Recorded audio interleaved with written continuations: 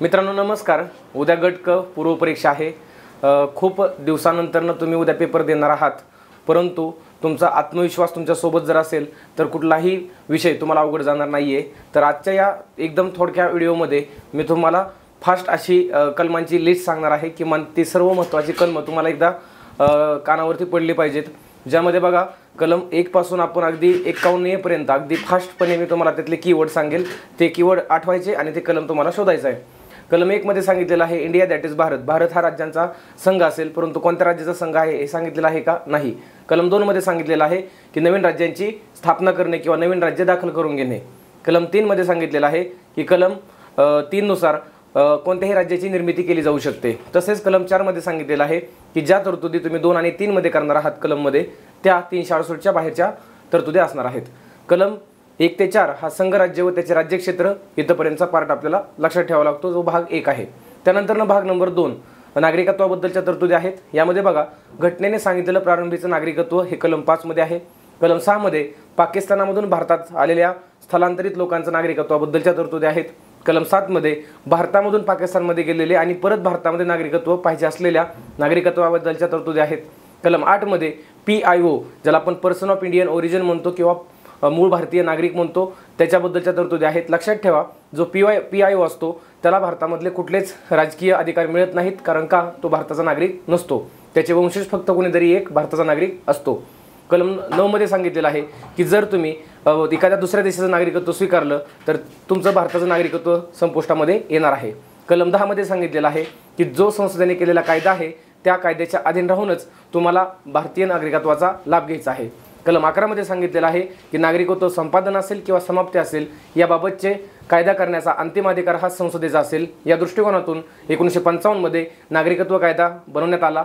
त्यानुसार 5 मार्गांनी भारताचं नागरिकत्व घेता येतं: जन्मतत्व, वंशज तत्व, नोंदणी तत्व, स्वीकृती तत्व आणि प्रदेशाचे सामीलीकरण तत्व। तसेच नागरिकत्व समाप्त होण्याचे 3 मार्ग आहेत, ज्यामध्ये नागरिकत्वाचा त्याग करणे, नागरिकत्व संपुष्टामध्ये येणे आणि नागरिकत्व काढून घेणे हा अधिकार कोणाला आहे? संसदेला आहे। हे झालं नागरिकत्व भाग 2 होतं। आपल्याकडे एकेरी नागरिकत्व आहे, जी तरतूद आपण ब्रिटनकडून घेतलेली आहे। आता मूलभूत हक्क, जो घटनेचा भाग 3 आहे, ज्याला घटनेचा मॅग्ना कार्टा असं म्हणलं जातं। तसेच भाग 3चे मूलभूत हक्क जे आहेत हे आपण अमेरिकेकडून घेतलेले आहेत। यामध्ये कलम 12 ते 35 पर्यंतच्या तरतुदी आहेत। कलम 12 मध्ये राज्यसंस्थेची व्याख्या सांगितलेली आहे, ज्यामध्ये न्यायालयांचा समावेश होत नाही। कलम 13 मध्ये सांगितलेलं आहे की जे कायदे मूलभूत हक्कांशी विसंगत आहेत तर ते सर्व कायदे शून्यवत असतील, म्हणजे त्याची व्हॅल्यू 0 असेल।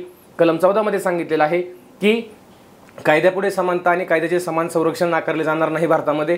कलम 15 मध्ये सांगितलेलं आहे धर्म, वंश, जात, लिंग आणि जन्मस्थान या कारणावरून तुमच्यावरती भेदभाव केला जाणार नाही, इतर कारणावरून केला जाऊ शकतो।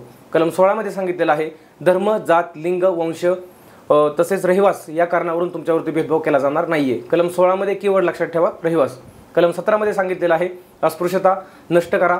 कलम 18 मध्ये सांगितलेलं आहे पदव्यांची किंवा किताबे जे आहेत त्यांची समाप्ती करणे किंवा ते नष्ट करणे। कलम 19 मध्ये 6 स्वातंत्र्य आहेत, ज्यामध्ये अभिव्यक्ती स्वातंत्र्य आहे, एकत्र जमण्याचं स्वातंत्र्य आहे, सहकारी संघटना स्थापन करण्याचं स्वातंत्र्य आहे, D मध्ये भारतामध्ये संचार करण्याचं स्वातंत्र्य आहे, भारताच्या अंतर्गत भागात बरं का। कलम D नंतर E मध्ये भारताच्या कुठल्याही राज्यक्षेत्रामध्ये वास्तव्य करण्याचं स्वातंत्र्य आहे आणि F मध्ये तुम्हाला व्यवसाय करण्याचं स्वातंत्र्य आहे। हे झालं कलम 19 मध्ये। ह्याच्यामध्ये मर्यादा आहेत, त्याला लिमिटेशन्स आहेत, हे तुम्ही आपोआप वाचले असतील। कलम 20 मध्ये सांगितलेलं आहे की त्यामध्ये कलम 20 मध्ये आरोपीबद्दलचे दिलेले हक्क आहेत बघा, ज्यामध्ये सांगण्यात आलेलं आहे की no ex post facto law, म्हणजे पूर्वोत्तर कायदा लागू राहणार नाही। त्यानंतर नो डबल जेओपार्डी, म्हणजे दुहेरी शिक्षा मिळणार नाही। आणि नो सेल्फ इन्क्रिमिनेशन, म्हणजे स्वतःविरुद्ध साक्ष होण्याची सक्ती नसणे। कलम 21 मध्ये जीविताचा हक्क सांगितलेला आहे आणि तो प्रतिष्ठेसह जीविताचा हक्क सांगितलेला आहे मनेका गांधी केसमध्ये। यापूर्वी AK गोपालन केसमध्ये संकुचित अर्थ लावला होता, मात्र मनेका गांधीमध्ये तो व्यापक अर्थाने जीविताच्या हक्काचा अर्थ लावला। कलम 22 मध्ये प्रिव्हेंटिव्ह डिटेन्शन सांगितलेलं आहे, म्हणजे डिटेन्शन सांगितलेलं आहे। प्रिव्हेंटिव्ह डिटेन्शन जास्तीत जास्त किती कालावधीसाठी केली जाऊ शकते? 3 महिन्यासाठी केली जाऊ शकते। 44व्या घटना दुरुस्तीने हा कालावधी 2 महिन्यांचा केला, परंतु अजून अंमलबजावणी झालेली नाहीये। 23 मध्ये सांगितलेलं आहे की अपव्यापार असेल, ह्युमन ट्रॅफिकिंग असेल ज्याला आपण म्हणतो, किंवा महिलांच्या वरती ज्या वेगवेगळ्या प्रथा होत्या, जसं की देवदासी प्रथा होती, वेश्या व्यवसाय आहे, याच्यावरती बंदी घातलेली आहे कलम 23 ने। माणसांचा अपव्यापारावरती बंदी। कलम 24 मध्ये सांगितलेलं आहे की 14 वर्षापेक्षा कमी वयाच्या मुलाला धोक्याच्या ठिकाणी तुम्हाला कामाला ठेवता येणार नाहीये. कलम 25 मध्ये सांगितलेलं आहे की भारतामधल्या प्रत्येक व्यक्तीला सतसत विवेकबुद्धीने कोणत्याही धर्माचं आचरण, पालन, प्रसार, प्रचार, प्रकटीकरण करण्याचा अधिकार आहे, मात्र सक्तीने धर्मांतरण करण्याचा अधिकार नाहीये. 26 मध्ये सांगितलेलं आहे की धार्मिक शैक्षणिक संस्था किंवा धार्मिक संस्था स्थापन करण्याचा हक्क आहे. 27 मध्ये सांगितलेलं आहे की एका विशिष्ट धर्मासाठी कर न देण्याचं स्वातंत्र्य भारतीय नागरिकांना मिळालेलं आहे. 28 मध्ये सांगितलेलं आहे की ज्या सरकारी संस्था सरकारच्या पैशामधून चालवल्या जात आहेत तर त्या सरकारी संस्थांमध्ये किंवा शाळांमध्ये धार्मिक शिक्षण दिलं जाणार नाहीये. 29 मध्ये सांगितलेलं आहे की प्रत्येक व्यक्तीला किंवा भारतातल्या प्रत्येक गटाला, ज्यामध्ये अल्पसंख्याक आणि बहुसंख्याक सुद्धा आहेत, यांना आपली भाषा, आपली लिपी, आपली संस्कृती यांचं जतन करण्याचं स्वातंत्र्य मिळालेलं आहे. कलम 30 मध्ये सांगितलेलं आहे की जे अल्पसंख्याक आहेत भारतामध्ये त्यांना शैक्षणिक संस्था स्थापन करता येऊ शकतात, तसंच त्या शैक्षणिक संस्थांमध्ये त्यांना मातृभाषेतून प्राथमिक शिक्षण देता येऊ शकतं. कलम 31 मध्ये राईट टू प्रॉपर्टी होता, संपत्तीचा अधिकार होता, जो 44व्या घटनादुरुस्तीने रद्द करण्यात आला आणि त्याला 300A या भागामध्ये किंवा या कलमामध्ये मूव्ह करण्यात आलेला आहे. तसेच कलम 32 मध्ये सांगितलेलं आहे की घटनात्मक उपाययोजना यामध्ये प्राधिलेख काढले जातात बघा, हॅबेस कॉर्पस, मॅन्डॅमस, प्रोहिबिशन, सर्शोररी आणि कोअरंटो. तर हे प्राधिलेख सुप्रीम कोर्ट 32 नुसार काढतं आणि 226 नुसार हायकोर्ट काढतं. परंतु प्राधिलेख अधिकार क्षेत्र हे सुप्रीम कोर्टापेक्षा हायकोर्टाचं कसं आहे, जास्त आहे. याचं कारण फक्त मूलभूत हक्कांच्या अंमलबजावणीसाठी सुप्रीम कोर्ट प्राधिलेख काढू शकतं, मात्र हायकोर्ट हे मूलभूत हक्क आणि इतर काही कायदेशीर हक्क आहेत त्यांच्या अंमलबजावणीसाठी सुद्धा हे प्राधिलेख काढू शकतं. तसंच जर बघितलं तर कलम 33 मध्ये सांगितलेलं आहे की भारतीय जे सर्व सेना आहे, ज्यामध्ये आर्मी, नेव्ही, एअरफोर्स येतात, तर ह्याचे अधिकारी असतात किंवा पोलीस आहे, CRPF आहे, BSF आहे, तर ह्या सर्व अधिकाऱ्यांचे मूलभूत हक्कांमध्ये फेरफार करता येईल, म्हणजेच ते कमी करता येतील. हे 33 मध्ये सांगितलेलं आहे फॉर सिक्युरिटी ऑफ कंट्री. 34 मध्ये सांगितलेलं आहे की मार्शल लॉ ज्या भागामध्ये लागू आहे किंवा पूर्ण भारतात जरी लागू झाला तर तिथले सर्व मूलभूत अधिकार तुमचे निलंबित होणार आहेत, इन्क्लुडिंग 21 मधला जीविताचा हक्क सुद्धा. आणि 25 मध्ये सांगितलेलं आहे मूलभूत हक्काच्या अंमलबजावणीसाठी जर काय अडचण येत असेल तर त्यासाठी संसद तरतूद करू शकते. उदाहरणार्थ कलम 17ची अस्पृश्यता नष्ट करण्यासाठी 1955ला अस्पृश्यता कायदा केला, 1989ला ॲट्रॉसिटी कायदा केला. हे झालं मूलभूत हक्कांचा भाग नंबर 3. त्यापुढं DPSP मार्गदर्शक तत्त्वे जी आपण आयर्लंडकडून घेतलेली आहेत बघा, जी न्यायप्रविष्ट नाही आहेत, मूलभूत हक्क न्यायप्रविष्ट आहेत. यामध्ये कलम 36 मध्ये राज्यसंस्थेची व्याख्या आहे. कलम 37 मध्ये सांगितलेलं आहे की राज्य धोरणाची मार्गदर्शक तत्त्वे ही न्यायप्रविष्ट नसतील. 38 मध्ये 2 तरतुदी आहेत. 38.1 मध्ये सांगितलेलं आहे की सर्वांना समान सामाजिक, आर्थिक, राजकीय न्याय. आणि 38.2 मध्ये सांगितलेलं आहे की जी भारतामधली संपत्तीची विषमता आहे ही किमान पातळीवरती आणण्याचा प्रयत्न करायचा आहे. ठीक आहे. त्यानंतर कलम हे 38 झालं. 39 मध्ये 6 उपकलम आहेत बघा, ABCDEF. त्यामध्ये A मध्ये सांगितलेलं आहे उपजीविकेची साधने, लक्षात ठेवा. B मध्ये भौतिक साधन संपत्तीचं समान विभाजन. C मध्ये संपत्तीचं केंद्रीकरण व्हायला नको. D मध्ये पुरुष आणि स्त्रियांना समान कामासाठी समान वेतन. E मध्ये बालकांच्या किंवा कामगारांच्या वयाचा दुरुपयोग करू नका. आणि F मध्ये सांगितलेलं आहे की बालकांचा जो विकास आहे हा पर्यावरणपूरक वातावरणामध्ये झाला पाहिजे. हे 42व्या घटनादुरुस्तीने सांगितलेलं होतं. हे झालं कलम 39 आणि त्याच्यामधले क्लॉज. त्यामध्ये 39 कॅपिटल A हे एक ॲड केलं 42व्या घटनादुरुस्तीने. त्यामध्ये मोफत कायदेशीर सहाय्य सांगितलं. कलम 40 मध्ये ग्रामपंचायतीचं संघटन आहे. कलम 41 मध्ये कामाचा व शिक्षणाचा अधिकार सांगितलेला आहे.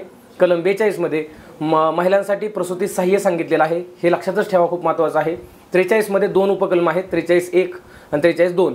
43.1 जे आहे ते 42व्या घटनादुरुस्तीने आलं, ज्यामध्ये सांगितलं की कामगारांचा उद्योग धंद्यांच्या व्यवस्थापनामध्ये सहभाग झाला पाहिजे. 43B मध्ये 97व्या घटनादुरुस्तीने ॲड केलं की सहकारी सोसायटीच्या स्थापनेला प्रोत्साहन दिलं पाहिजे. हे 43 कलम आहे.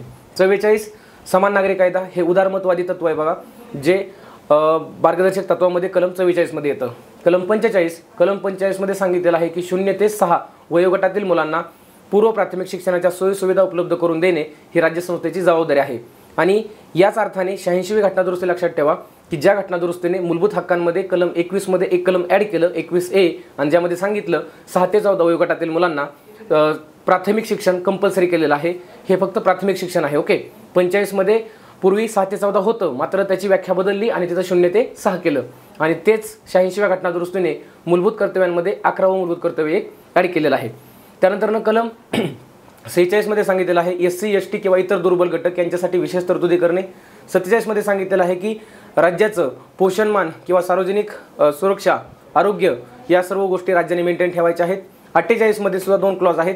48 फक्त ओरिजिनल आर्टिकल आणि त्यामध्ये ॲड केलेलं 48A जे 42व्या घटना दुरुस्तीने 1976 ला ॲड केलं. 48 मध्ये कृषी व पशुसंवर्धन सांगितलेलं आहे. 48A मध्ये पर्यावरणाचं संवर्धन सांगितलेलं आहे.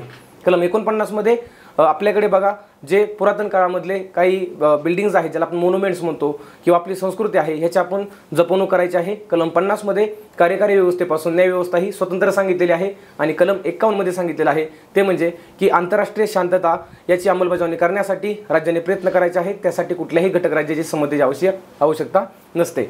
यामध्ये जर तुम्ही बघितलं तर मूलभूत कर्तव्य लास्ट आपण आता बघतोय बघा, लास्ट 1-2 मिनिटांमध्ये संपवतो.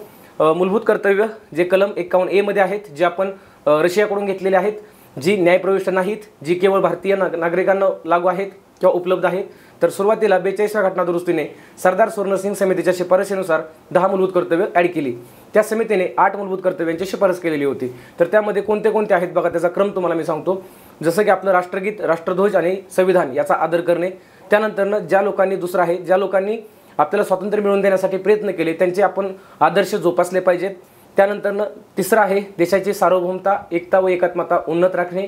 डी मध्ये संरक्षण सांगितलेलं आहे की जेव्हा जेव्हा गरज पडेल तेव्हा तेव्हा देशाच्या संरक्षणासाठी नागरिकांनी उभा राहिलं पाहिजे. त्यानंतरनं डिफेन्स झाला बघा. त्यानंतरनं ई मध्ये सांगितलेलं आहे पर्यावरण, लक्षात ठेवा. याच्यामध्ये RIS हे 3 झाले. डी नंतर H पर्यावरण नाही सांगितलेलं, हार्मोनी. देशामध्ये राहत असताना बंधुभाव ठेवूनच राहायचं आहे. तसेच महिलांचं समाजामधलं स्थान हे उच्च लेवलला तुम्हाला ठेवायचं आहे. त्यानंतरनं H पुढचा अजून एक H आहे तो म्हणजे हेरिटेज, आपली जी संस्कृती आहे त्याची आपल्याला जपणूक करायची आहे. त्यानंतर ई पर्यावरण, पर्यावरण म्हणजे एन्व्हायरमेंट, पर्यावरणाचं संवर्धन करायचं आहे. त्यानंतर S सायंटिफिक टेम्पर, वैज्ञानिक दृष्टिकोन ठेवायचा आहे. P म्हणजे आपण म्हणूयात की पब्लिक प्रॉपर्टी, सार्वजनिक जी मालमत्ता आहे त्याचं आपल्याला रक्षण करायचं आहे. त्यानंतर एक्सलन्स, देशामध्ये राहत असताना सर्वोच्च क्षेत्रामध्ये काम करण्यासाठी स्वतः करायचं आहे, दुसऱ्याला आपण प्रोत्साहन द्यायचं आहे. आणि 11वं 86व्या घटना दुरुस्तीने आलं ज्यामध्ये 6 ते 14 वयोगटातील मुलांना प्राथमिक शिक्षणाच्या सोयीसुविधा उपलब्ध करून देणे हे त्यांच्या पालकांचं कर्तव्य सांगितलेलं आहे. आय होप एकदम कमी वेळामध्ये तुमचे जे महत्त्वाचे आर्टिकल्स आहेत ते तुम्हाला मी कव्हर करून दिलेले आहेत. आवडलं असेल तर नक्कीच लाईक करा, शेअर करा आणि नक्कीच तुमच्या प्रतिक्रिया द्या. धन्यवाद.